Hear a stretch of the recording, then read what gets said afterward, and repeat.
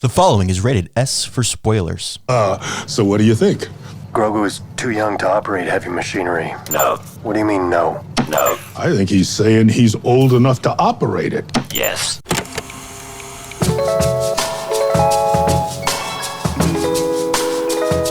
Hello and welcome to the Popcorn Hangover. My name is Alex. My name is Graham. Today we're going to be discussing The Mandalorian, created by Jon Favreau, starring Pedro Pascal, Katie Sackhoff, and operating Grogu, Jason Matthews, Trevor Hensley, Hiroshi Akuchi, Mike Manziel, and Tamara Carlson Woodard.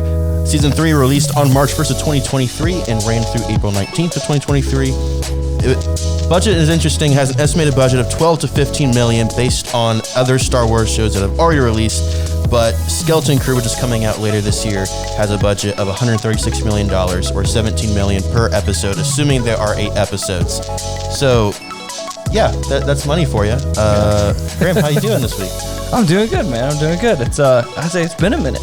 It's been a couple weeks, but we're back. So, yeah, no, I'm excited for this one.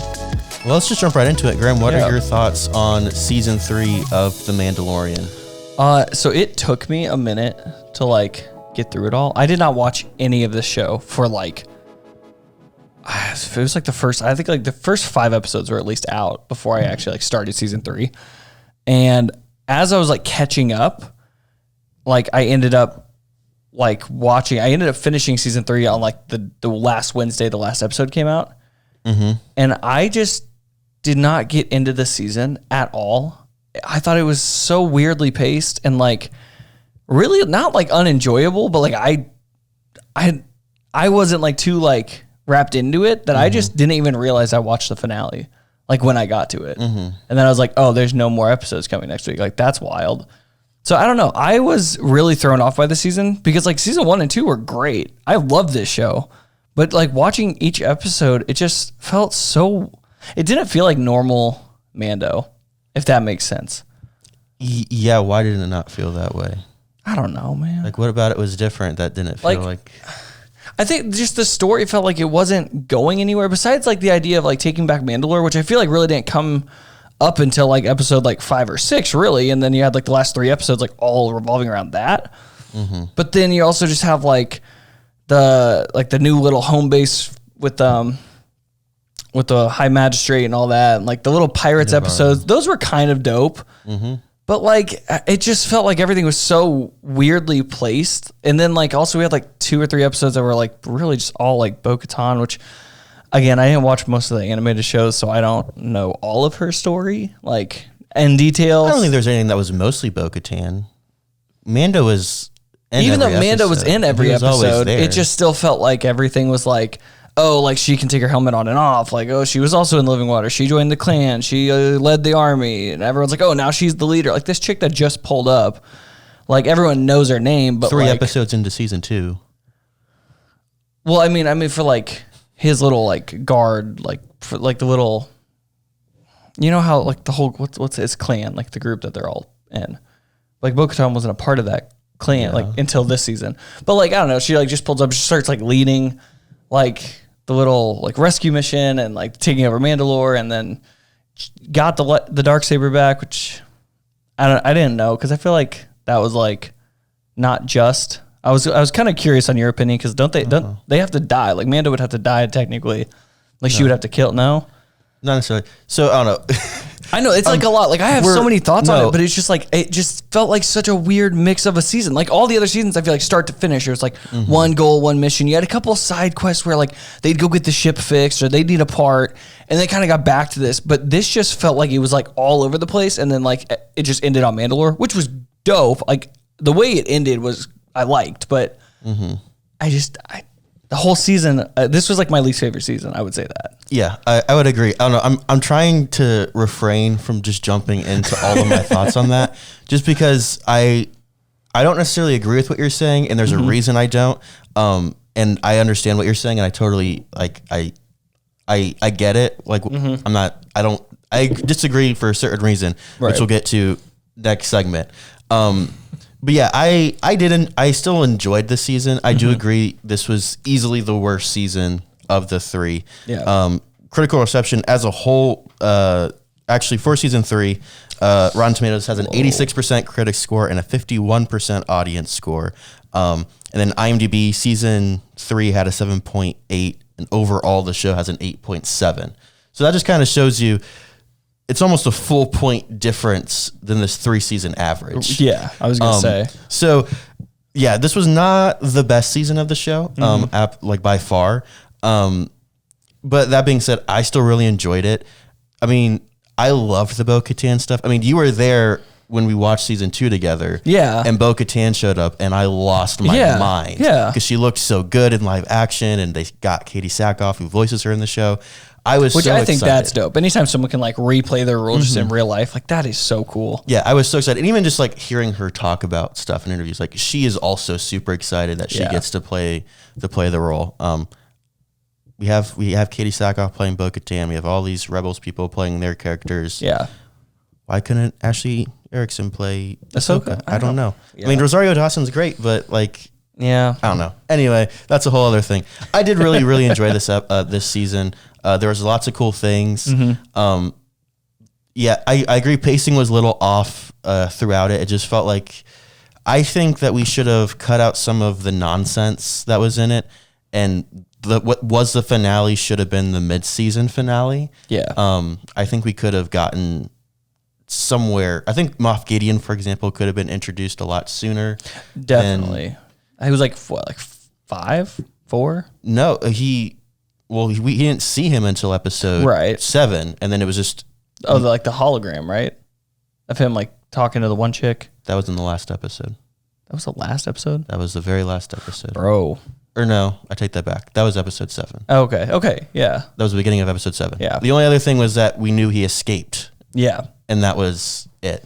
So I would have liked him to be introduced at least a lot sooner.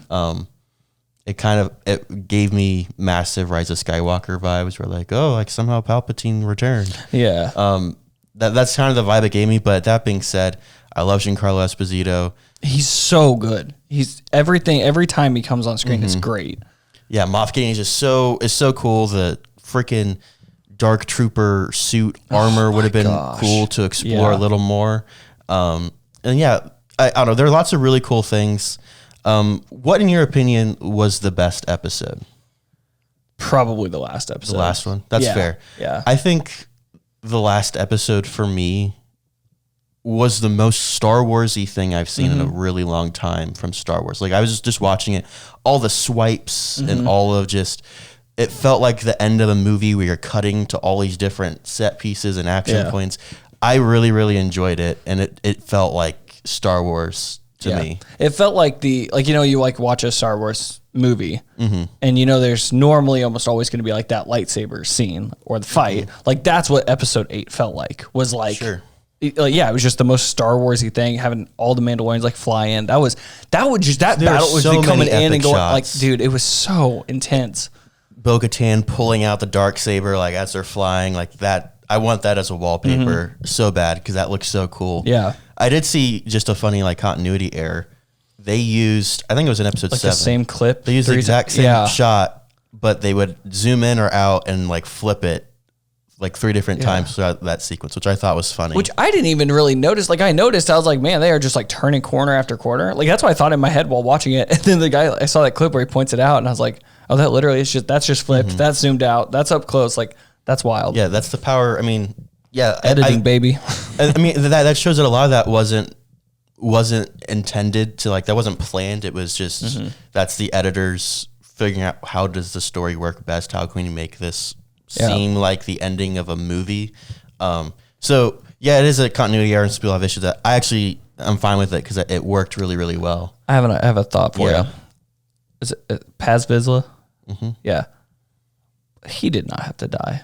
That was the saddest death. That was a load of crap, man. Here's the thing: he wiped through all of them one by one, all by himself. After he closed that back door. So if he would have just had any other Mandalorian with him, they probably would have been just fine, and he could have been fine. I mean, they would have been overrun though. That's the point. I mean, ideally, but he could have gotten to a point where he could have left. Well, it's the same thing as like in the Clone Wars. You have like lame battle droids. Like any Jedi can take out a battle droid, but when you have thousands of them, you just get overwhelmed. That was the idea of having droids. Yeah. Same thing with Order 66. Any Jedi could beat a clone, no problem, but it's having thousands of them attack you all at once. Yeah, I guess that's true. Yeah, it was just a sad death, man. I was like, what the heck? Right after his son is saved too, and it's just like all that, and I'm just like, damn, like, just not needed. Yeah, I guess someone needed to die, but it gave you stakes, and it was just it was an end. Like the end of that episode was and those red Imperial the Praetorian guards. Yeah, those were intense. That was honestly that and. Moff Gideon's suit, like those were probably two of my favorite suits I saw in the season. Like when they walked out for the first time, or the upgraded Dark Troopers that looked kind of like the First Order suits. Yep, those were really cool. Yeah. I also liked how the last episode. We're talking about the last episode a lot, but like I liked how in the last episode it reminded me of specifically like 60s Doctor Who, where like it'll end on a big cliffhanger, and then 5 minutes into the next episode, it's like, oh no, they're gonna die, and then it just shows they fell like a foot and they're totally fine. Yep. It was the same thing, like, oh no, Mando's been captured, and then he just weasels his way out on his own problem. Yeah. A few minutes later, again, that's something I think a lot of modern audiences just hate, but I kind of chuckled at. I said, oh hey, like that's pretty funny. Yeah, I like that. What was your least favorite episode? Because I know what mine is without a shadow of a doubt. In fact, it may have been the worst episode of Star Wars I've ever seen, and I've watched all the Clone Wars. Honestly, just because I thought it was slow, in my opinion, was when, I don't know, I want to say this maybe 3 or 4, when he like goes, before he goes to Mandalore for the first time, and he like meets up with Bo-Katan, and he's like, I'm going there. And she's like, nah, you're crazy. Like, I don't have my people, whatever. And then he goes, and then he gets captured, and then I thought it was sick that Grogu goes back and gets her, and then she comes and saves her. And I was just like, that just felt like the longest episode. Nothing crazy happened besides them getting in the water, which was like, that's great. And then they were able to go back, and he brought like the proof and stuff. But like, that just felt like the longest, like 30, 40 minutes of my life. I literally was about to just like go to the next episode. I did not care to finish it. I mean, I did, but I was just like. I think your problem is what you just described as like 2.5 episodes. Was it? Yeah. So, because he goes to Mandalore and gets captured, like, and all that on episode 1. And then the rest happens throughout episode 2. Oh, shoot. Okay. So really just the beginning, but I guess then, yeah. I thought the beginning was fine. My least episode was the celebrity guest. We're going to have Jack Black and Lizzo. No, that was dope. They were hilarious. No, I hated every second of that. Why was a major plot point that they had to go to a bar for droids? Why do droids need to go to a bar? They're robots. They don't have feelings. Yeah. What are yeah. That was the stupidest thing I've ever seen. I agree with that. That's fair. That's fair. I understand they were trying to go back to like the roots of what the first season was in particular, and just kind of go on a rant. Oh, if you want to do this, you got to do this thing for me first. Yep. That was so dumb. I hated that episode. I almost skipped, and like up until the last 5 minutes, all of it was pointless. And that's 30 minutes that they could have used to do anything else. Show us more of Moff Gideon, or going to actually doing stuff on Mandalore. There, so much other stuff could have happened. Yeah. And instead we got that. I did honestly. I kind of like the celebrity episode though. Like seeing like the independent like Mandalorians, like just kind of being like little bodyguards, but also like going to like bring the guy back when they like kidnapped the kid or whatever, brought him back to his place. Really just like kind of like bounty hunters. They were just like doing their own thing. That was dope. I think you're talking about a different episode. Am I? I feel like that's all tied together, aren't I? Because does it show them at the beginning? They like go like take the kid from his like love interest or whatever, like the weird aliens. Remember? Because then Mando and Bo are like, we got to go here because they're being independent like bodyguards. And then they show up and then they have to like talk to Jack Black and Lizzo. And they're like, you have Mandalorians protecting you? And they're like, yeah, I mean, they're just like helping us out or whatever. And then that's where they... What kid are you talking? Oh, remember? Okay. Yeah. I know what you're talking about. Yeah. Like I barely remember that part, but like remember because they like radioed into the other ship and they're like, hey, we're going to like kidnap this guy. Yeah. Like we got to take him back. Just make it easy. And then they walk on the ship and like take it. Like I would love to see like little adventures like that. Like having like an independent like... So you mean you would like to see season 1 of The Mandalorian? Basically, again, yeah, that'd be great. If I could rewatch that for the first time, yeah, give me that instead of season 3. Yeah. I'll take that any day. Yeah, if we were only like 15 minutes in, I'd say that was a perfect segue into segment 2. But we're gonna keep going with this because I still have more thoughts on on this season of the show. I say keep it going. I also really enjoyed season 4 or episode 4, which I know is something that not a lot of people were fans of, and that's where we spend most of the episode in Coruscant with Dr. Pershing and seeing what happened to all the Imperial remnants and what's going on with them. I really enjoyed seeing that. I thought that was a lot of fun. We actually got to see Coruscant in live action in this period of time. We haven't really seen that outside of the actual movies, which was really cool. And all the things that they did with it, I really, really enjoyed.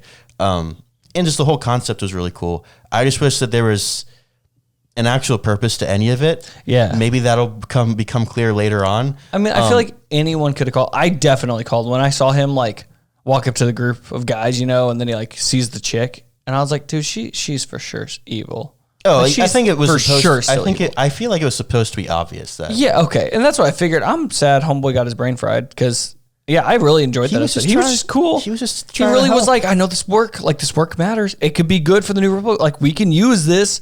And they're like, yeah, just go get it. And she framed him, and I was like, you bitch. And I like that it showed a side of the Empire that's like they aren't evil because they want it to be evil. Like he thought he was doing something good. And people who he's working for just depends on who were using it use for evil. Exactly. So it wasn't his fault. So I like how they present that other side because in the rest of Star Wars it's all very one sided of the Empire sucks and the rebellion is great. Yeah. So I like that they showed that. I thought that was cool. Another thing I really, really loved about this season, Grogu finally kind of gets a voice with IG-12. Yeah. I thought that was the greatest thing in the world. Some people are saying he said thank you. In episode No. 7 or No. 8. No? You didn't hear that? No, people are like, no, like his babbles are becoming more like coherent. And I guess, it's more than just like little like it's not like a baby grunts. cooing or something, But also, have you been around a baby? That's how babies work. When they are getting close, they start babbling more. He didn't say anything. No, I know. But I like that they gave him yes and no. Like the amount of power in just those two words, mostly for comedic value, and I'm upset that they got rid of IG-12 because of this. Like, I feel like there's a lot that he could have said and could have contributed to. Yeah, besides just like yes or no. Well, just having yes and no, like just those two words. I think they could have done a lot with that, and they actually gave him a voice, which was really cool. I liked it. I think it was nice that like I feel like he had a pretty like strong like growth in this season, more or less. I like that he got his little chest plate. I feel like I disagree with that entirely. I feel like Grogu was useless in this season. I feel like Grogu was literally just there because he has to be. I mean, he sells. Yeah, no. The show. I agree with that too, but like, I guess towards just the end when he's like now an apprentice and he gets like. Even then, honestly, I was kind of expecting like when he got trapped in that room, and Bo-Katan was like, "Go save your son." I was low key expecting Mando to walk in there and all the Praetorian guards are on the ground like dead.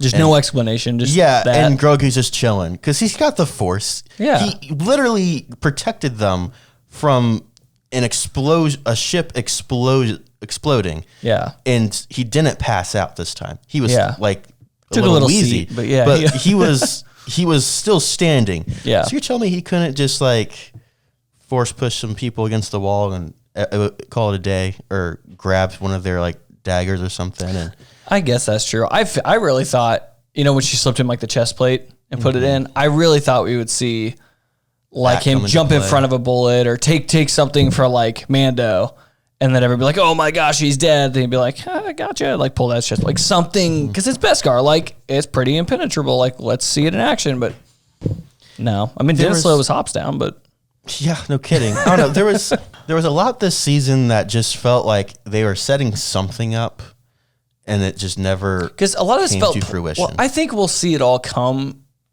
at some point in like season 4 or like very soon, because like I feel like they were like, oh shoot, we're doing this in season 4. Okay, just give him this. Just throw this in. Okay, he needs to have this. He needs to do this. Like someone shoot this or blow this up. Like something had to happen where I feel like they just in planning something got missed and they just really I don't made think it work. I don't think something got missed.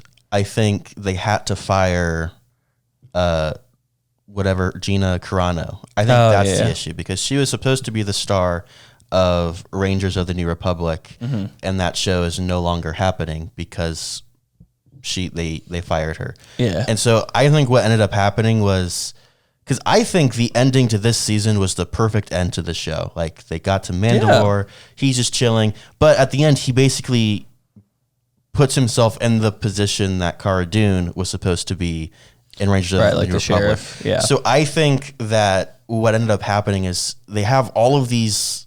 I think they had a really good story figured out, and they had all these interconnected pieces, and they lost a very vital one. So now they have to fill it back in really quickly. Jon Favreau even said that he was furiously writing season 4 while they were in post production of season 3. Yeah. So season 4 is like ready to go, pretty much. It's written in. Yeah, because he's done all of it, right? He's created all of it. And so I think a lot of the issues we're getting is they had like, okay, well, we have to make a season 3, but also we need to fill a season 4 with something. And so I feel like the pacing issues and everything was a lot of, I think the whole Pershing episode, I think a lot of that is entirely has to do with, okay, we need to stretch this out. So instead of finishing it here, we can finish it in season 4 and then get the Mando movie that's going to wrap up all of these shows. Yeah. Which also makes me think that we're only going to get a season of Ahsoka, which makes me a little sad. Yeah. I haven't seen it yet, so maybe like season 5 of Rebels. Maybe it's okay. Yeah, that's my other fear, is it's just going to be season 5 of Rebels. If you're going to do that, just make. Do you season think we'll 5 see of like Rebels Mando and without a shadow of doubt? Yeah. There is no way we don't. Oh, I'm kind of hoping we don't. There is no. I don't think they're going to pull a Book of Boba Fett and have like where Mando it's like season 3.5. Yeah, but okay. I definitely could maybe see, in like the first episode or something, or down the road. No, I him could see talking to Ahsoka halfway or through something. Mando shows up. He sticks around for a few episodes, maybe leaves for an episode, and then in the finale he shows up and helps them fight Thrawn or something. I guarantee it. There's not a shadow of doubt in my mind that's what ends up happening. Have you seen? I'm just curious about that. Have you seen all like the theories popping up of like I see on Twitter like a ton of stuff. So if you watch the intro to every episode, you know how it's got the helmets and it fades either red or blue. So it's red on all the bad guys and it's blue on all the good guys. Except at the very end, Mando is red. So everyone's like, is Mando going to be a bad guy in the end? Is he always secretly just going to be his own like bounty hunter? He's not actually going to. I don't think contribute to the way. I don't or he's pay that gonna much be doing attention to it, but I don't think it's ever been that intentional. Of red is I don't think so either. It's been that's been that way since like season 1. Like I saw videos. It's been that way in every Star Wars show. Yeah. I would say it's the same helmet lineup, same. I don't think that's a thing. That sounds like people looking for something that's not there. So to hear this one out. Okay. A lot of people are pointing out that Gideon in season 1 and 2, what we've seen him in, he's had a mustache. Yeah, I've seen that. And then in this one, it was always a clone. It was never him. So he's still alive somewhere. And so I don't think it matters if this is a clone or not. I think there are other clones of Gideon, and so I think he'll come back regardless. Yeah. This is a pretty out of the box idea, but did you know that you can shave? Yeah. Yep. That's what I saw. Like a ton of people were like, "Yeah, LOL." Like he probably could have just done that, which would make the most sense.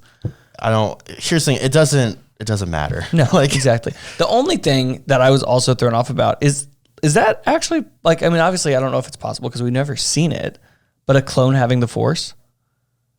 Well, that's the thing is like as he mentions, like that was his goal. That's what he was trying to do, because if the Force is coming, if the ability to control the Force is coming from midichlorians, which are in the blood, then hypothetically, yes, you could put it into a clone, and that's what he was. That's why he needed Grogu to experiment with. Yeah, was to see if he could pull it off.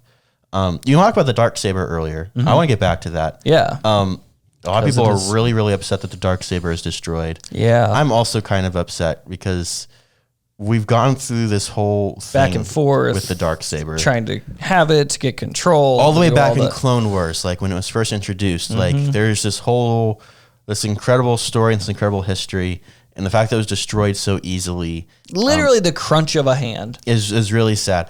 But I will say this, from a storytelling perspective, I see what they're trying to do, because the Darksaber it's a legendary thing. The Mandalorians,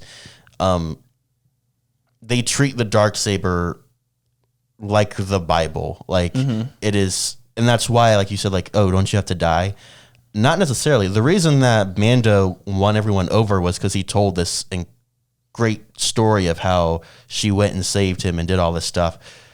We saw the episode play out. It really, I mean, yeah, she did do those things, but it wasn't as majestic or incredible as he made it out to be. Mando, one of the brilliant things about Mando and the way that they're taking advantage of him always keeping his helmet on is they gave him the trait of he's a really good listener. And so he picked up on they don't care about who actually holds the Darksaber. What they care about is the story about how they got the Darksaber and who they are as a person.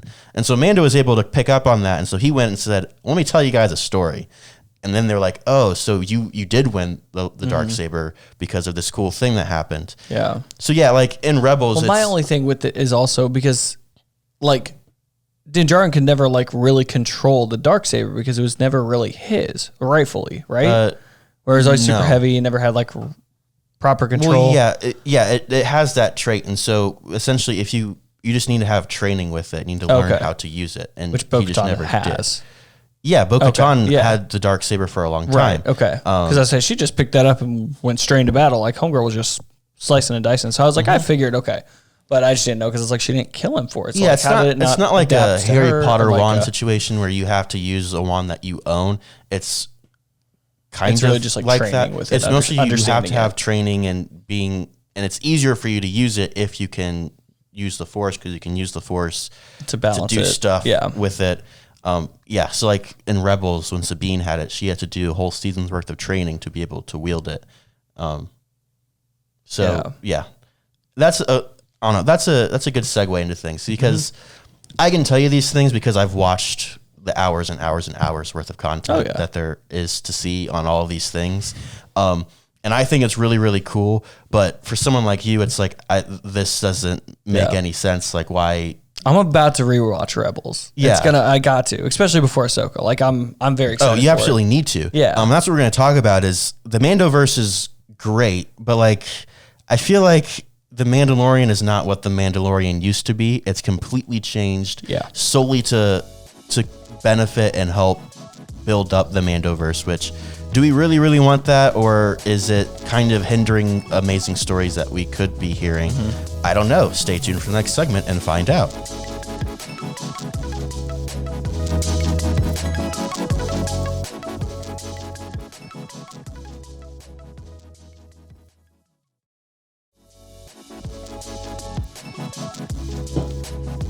So Graham, what outside of the Skywalker saga have you seen Star Wars related? So here's the thing. I've watched Rebels because me and my brother watched it. Like, here's the thing though. It was like every week or so, whenever the episodes came out on Disney XD, like in 2012, 2013, whenever it came out. And we had to watch it at my grandma's because like, we did not have cable like growing up. Like we didn't get Disney Channel on our TV. So it was always like every once in a while, and like we watched it through. I'm pretty sure we've seen like all of it. I know like the general story and like who's really alive and who's not, and the characters of it. But like also at the time, I was not trying to like retain the information and like connect it all. Show. Exactly. And like to me, I was just like, oh, this is a cartoon. The movies are live action. In my mind, that was separate stuff. I didn't even understand the concept about like canon and like everything connecting. So that's kind of where that set back, because like I've seen it and like I know some of the episodes, I can picture the characters and all that stuff, and I've seen clips here and there, but I just like honestly watching it through, I haven't done it in years. So with that, I'm trying to think of what else. Have you watched Clone Wars? I got through half of Clone, like the first like 2 seasons of Clone Wars. Okay.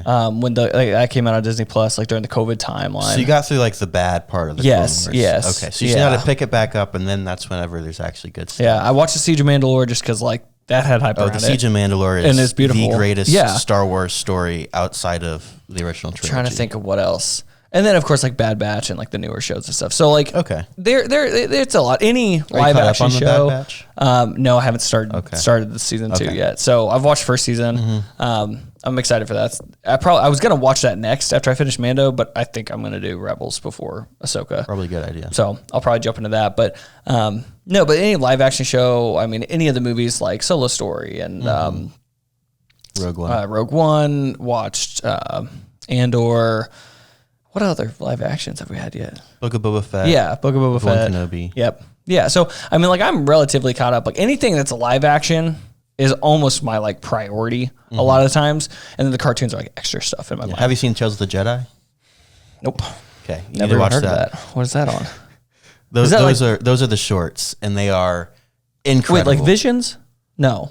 Well, there's I also watched Star Visions, Wars Visions, yeah, but that's that was not sick. canon. Okay, yeah, didn't think so. No, they released like I think it's 8 shorts based on the Clone Wars. So it's the first 4 are about Dooku before pre-episode 2, so before he becomes a Sith. Okay. And the last 4 are about Ahsoka.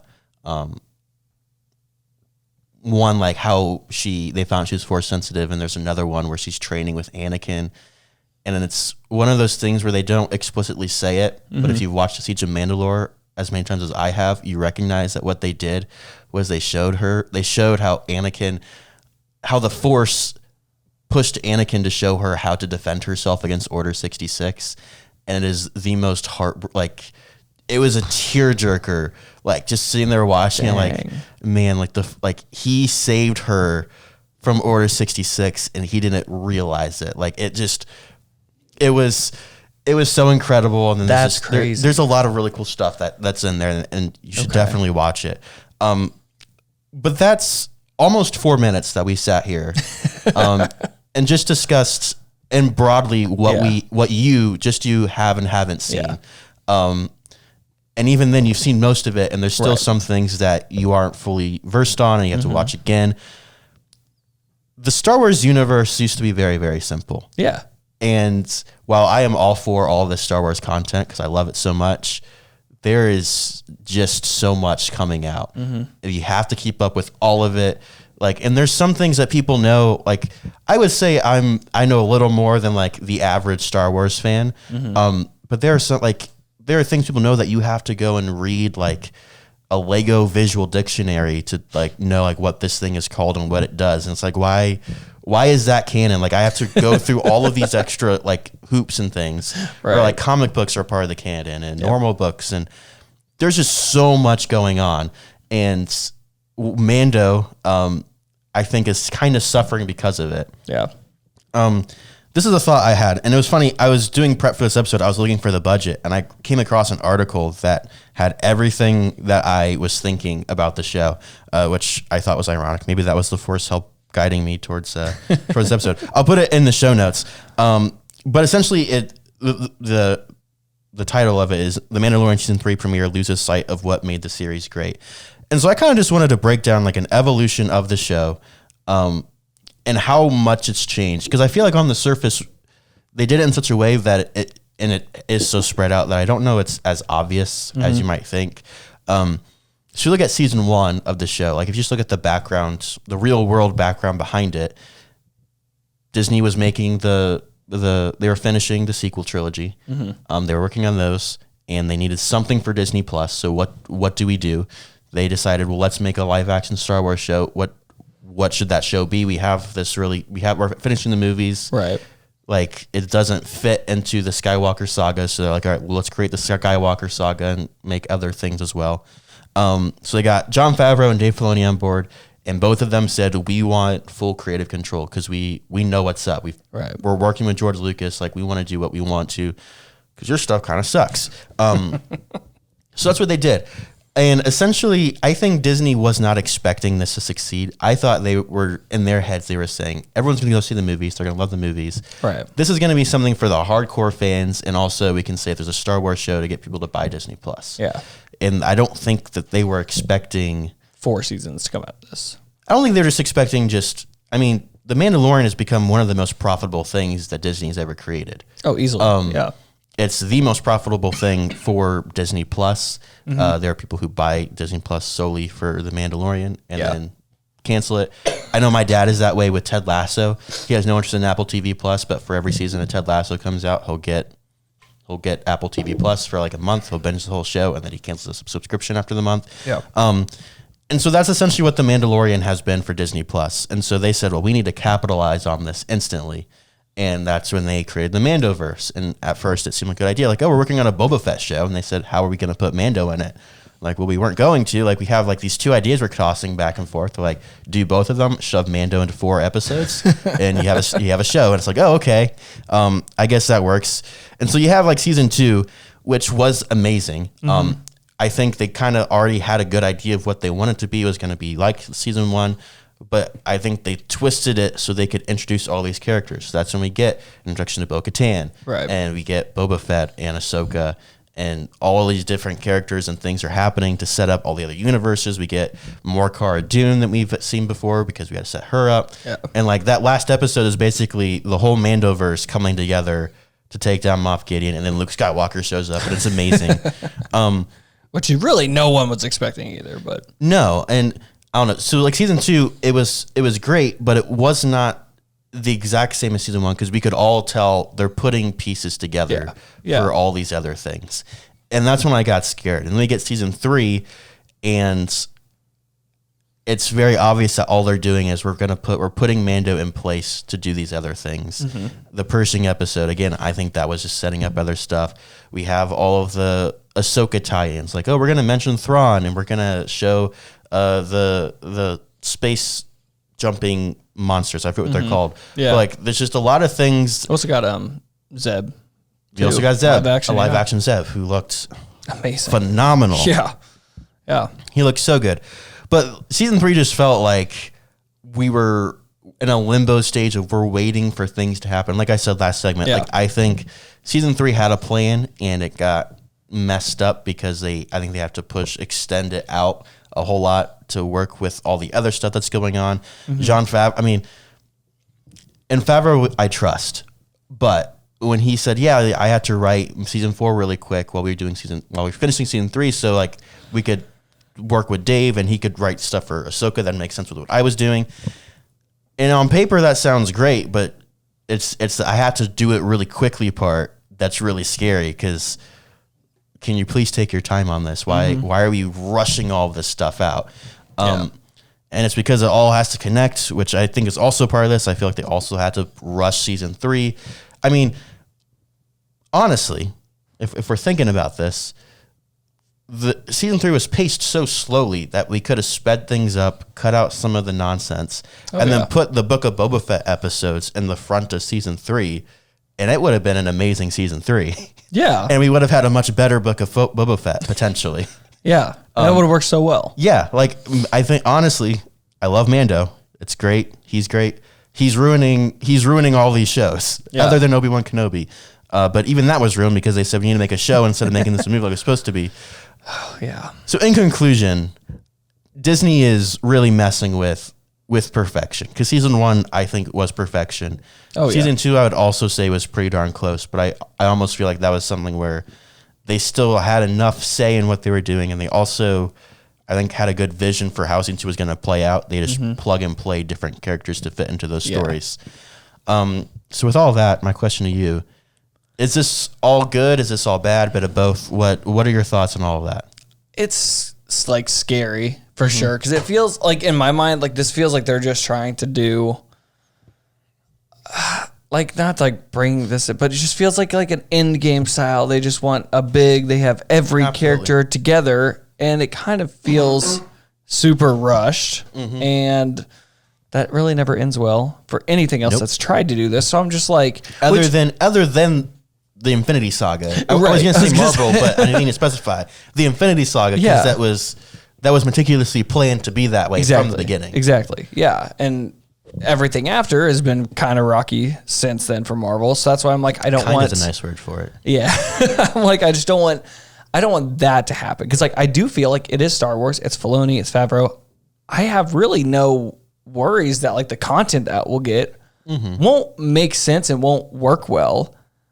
But then, like, after, what are you going to do? Did you just pull every character possible, give them a live action role, and just give us something great? And then now what? Because, like, I know we're going to get 3 movies, but then, like, what about the shows? Like, I don't. Well, and that's the other thing is, at this point, Like, is this like a 5-year plan or is this like a 10-year plan? Like, what do we have show-wise? What do we have movie? Like, that's what I'm kind of worried about. I feel like they're putting the plan together as they go. And they have to because of just, again, circumstances with Gina Carano. Right. But the other issue with that is that they don't have any more characters introduced.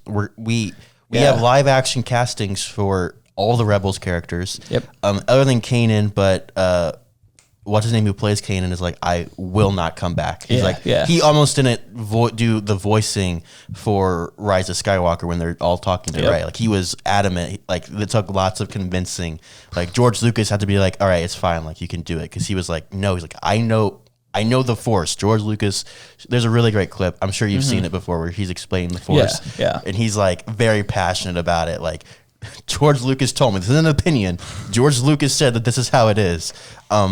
And so, like, they're running out of people to even introduce because who else do you do from Clone Wars? They're all dead at this point. Well, and here's the thing. Like, I think that's why Mando did so well in the beginning because we've never had Din Djarin. We've never had... It was all new. Outfit. It was a new character. Yes. It was they found a way. They found a way to create just a whole new. I want to say world. World doesn't necessarily work in like a galaxy, but they kind of created a whole new galaxy in a way of like, we've never seen this bit before, and introducing this like Mandalorian clan that isn't anything like any Mandalorian we've ever seen. Right. That was so intriguing and so interesting. That's why I'm like, I enjoy, like, don't get me wrong, I enjoy so much, and it's going to be so good to see these characters in live action for the first time and just getting more content, kind of like a season 5 almost for Rebels. Like, it's going to be great, but like, you don't have to do that. You really don't have to. I don't think anyone's necessarily asking for it either. I mean, live action Rebels characters sounds great, but like I said, I would be more than satisfied if you're going to do Rebels season 5 and call it Ahsoka, make everything live action. Save yourself some money. Just make season 5 of Rebels. Yeah, it's really that simple. Yeah. I don't know. I would like to see. I've seen also something too. What the Rangers show or something. What's that called? Rangers of the New Republic. Yeah, that was like scrapped. Technically, I've seen a lot of things. Like it's like a new set of Rangers being like Zeb, that one pilot guy. That's like communication for the New Republic, and then was it Mando?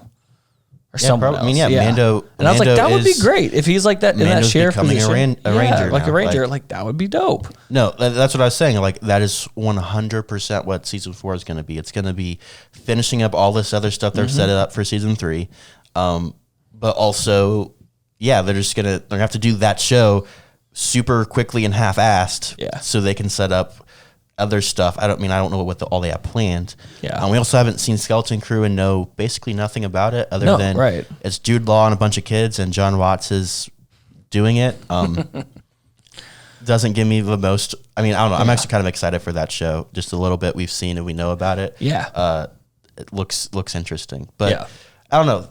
There's a lot of things, and like I've always said that like with shows, one of my biggest issues with the way that binge TV is made now is that like you need to evolve the show. Like, that's one of the things you have to do is you have to learn from your audience and just go with the story. And sometimes you have to evolve, and that's what Mando is doing.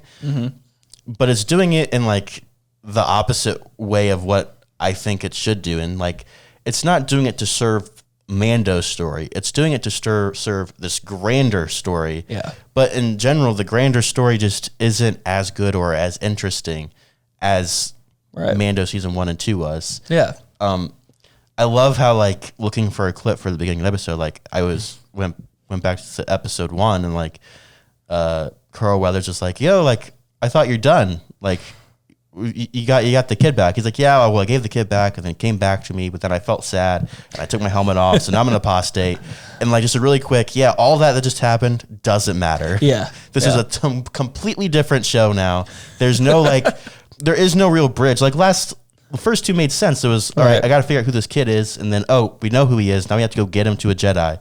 Like, there were steps, very obvious steps. And then it's like, oh yes, stuff happened. We're going to do something totally different now. We're going to take back Mandalore now because, we can. And it wasn't even in a way that it would have made sense if it was like Din Djarin versus Bo-Katan for the Darksaber like we thought, and like they're gonna have to learn to work together to bring Mandalore. That would have been a normal like step, but it wasn't that way. It was just it was just a big convoluted mess. Yeah, because there's all these other things going on that they have to set up and do. One silver lining though is that they are kind of saving the sequels. In particular, somehow Palpatine returned. Yeah. Because they are giving us some explanations and some logic behind that. Yeah. And they're turning it into, if you watch all this stuff, you're gonna know. Sense. You're gonna know like what's really going on with the sequels. Yeah. And in a way, that's an interesting idea. Mm-hmm. Again, it's not planned that way, so there's gonna be lots of issues with it. Yeah. But I said if we go way back to our Star Wars episode, we did like one of the very first episodes like over a year ago, yeah, if you go by that, like I said, that I think it's going to be one of the great cinematic universes of all time because it's all over the place. It's been spanning decades, and there was never a plan for anything until now. Yeah. But like, I think in that regard, that's really, really cool. But also, there's going to be lots of issues and things they have to tackle to get to that point. And also, just why couldn't they just make a good sequel trilogy that made sense? Because that would be too easy. That would just be too easy. Why use logic? Yeah, I don't know. You could just have fun. Yeah, I'm constantly wondering, like, would The Mandalorian as an individual show be better if they just kept Mando contained to one show? Or would it have gotten boring and stale doing an adventure of the week I Western? Don't think it would have been. Okay. No, I agree with that. Yeah, but I was going to propose, an opportunity to expand upon it. But I think it is pretty. I think it's pretty cut and dry. What we're getting and how they are expanding. Again, it's gonna be decent content. Like even now, like even the episodes that were slow and this season being the worst season, like even with this season being the worst season, that's still not that bad because the other seasons are phenomenal. Again, it says more about how good the show is than it does about how bad season 3 is. Yes, exactly. So the expansion of this universe of what we're seeing so far, it's probably going to be a little rocky, not going to make total sense until it all comes together, but could it have been better just on its own? Absolutely. I think it would be, but it's still going to be good. Again, like Filoni and Favreau and everyone, like they're doing great work. I can't complain. Yeah, I love Dave Filoni. He made a cameo in the last episode, just in the background with his big old cowboy hat. Yeah. So here's a question I have for you. Yeah. We're kind of seeing this whole connective. We have to have everything connected some way. It's affecting the Mandoverse, pretty negatively. Yeah. And post season 2, so we're talking Boba Fett and Mando season 3. Mm-hmm. They did not hit it out of the park like the first 2 seasons of Mando. Right. And hopefully Ahsoka changes things, but I'm very, very scared because I love Ahsoka. Ahsoka's my favorite Star Wars character of all time. So easily. I'm putting they got to do a lot to win me over. So let me ask you this. Are other cinematic universes, because that's the thing now, everything has to be a multiversal, it has to be a big interconnected franchise. Are other cinematic universes at risk of this exact same thing happening, where you have to watch a million things to know what's going on, and also just we have to ruin the things that are happening to set up the other things? I think, honestly, in my mind, yes and no. Okay. Yes, I think it is risky for all the other universes because they see the big ones like Marvel doing it, and then Star Wars does it, and DC's going to reset or do whatever, and everyone's going to get their universes put together or whatever they're doing. And so they're going to do it too, just because that's the thing to do. But also, like in the grand scheme of things, if you really break it down, like if someone could watch Mando, not really know the characters. They could be like, oh, that was a sick character. Have no idea what Rebels is. Have no idea about the Clone Wars. Have no idea about the movies. You know, like I think, like I honestly, truly, truly wish I could go back to where I would just watch a show and be like, oh, they referenced someone. And it's just like an Easter egg. Or it's just like a little where, yeah, sure, it could still be connected. And if you dig into it, it's a whole grand scheme, universal, it's all connected, multiversal thing. But like, I don't know. I think it's all really just going to come down to how the viewer, how in depth the viewer is and what they pick up or not. Because like even with Mando now, I think you could watch season 1, 2, and 3 and get the gist of the Mandalorian and get the gist of it for what you need to know. Yeah, but the problem you're going to run into is it's like, wait, I thought he gave Grogu away.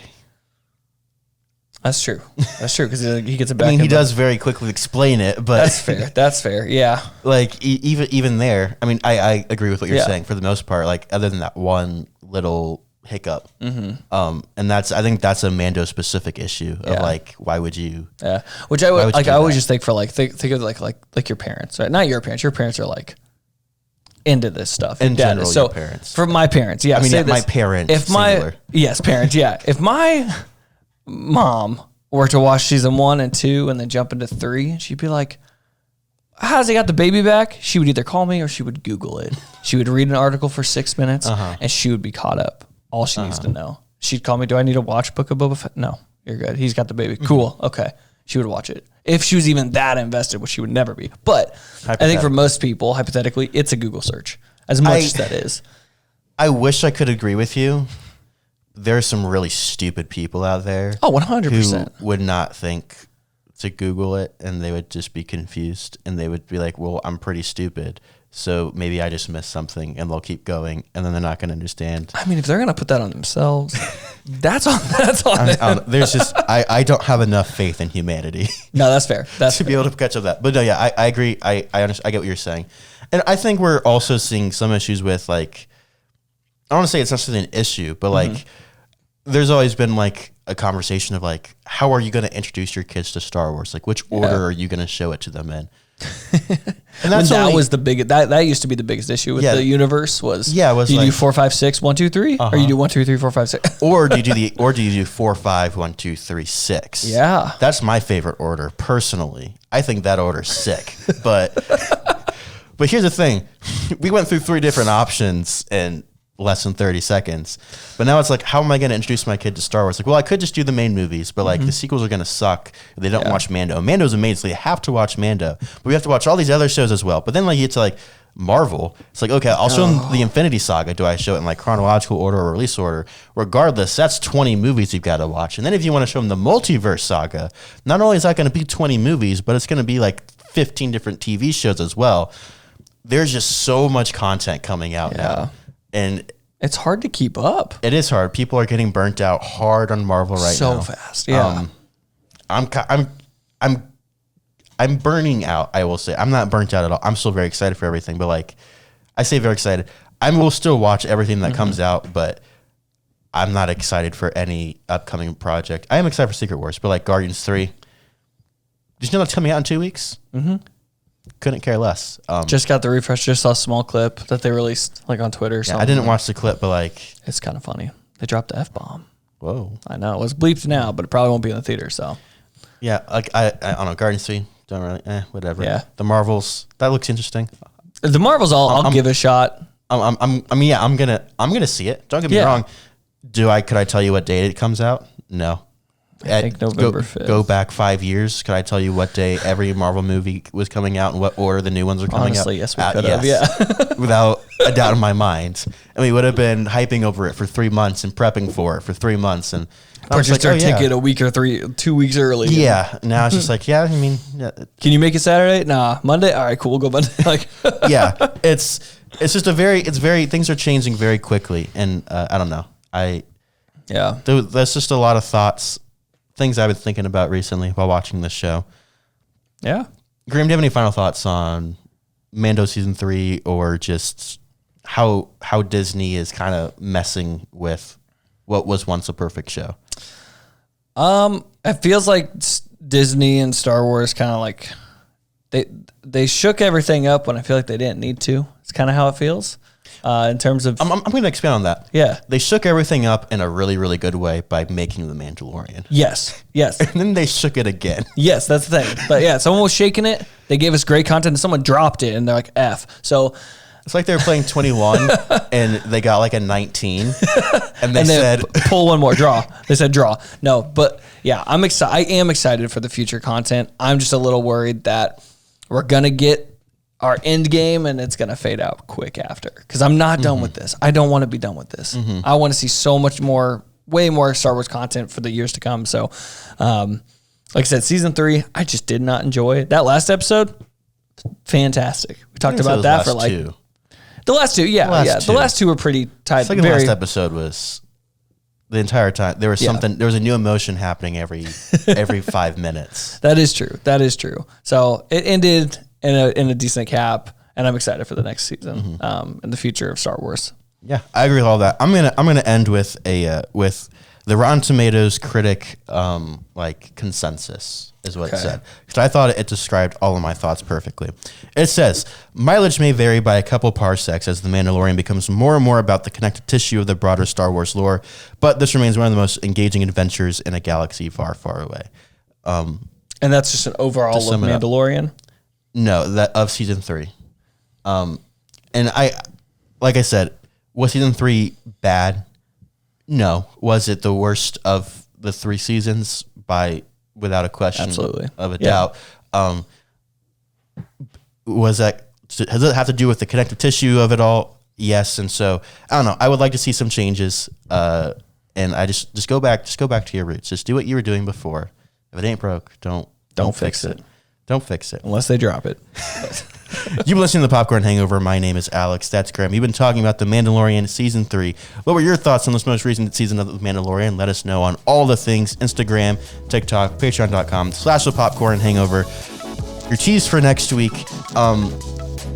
This director has made some really great movies, and the last movie that I saw of his, I thought was like a Greta Gerwig feel-good movie, and I was completely scarred for life after watching it, and I have a feeling this next one is going to do the exact same thing. So yeah, that's all I got for you.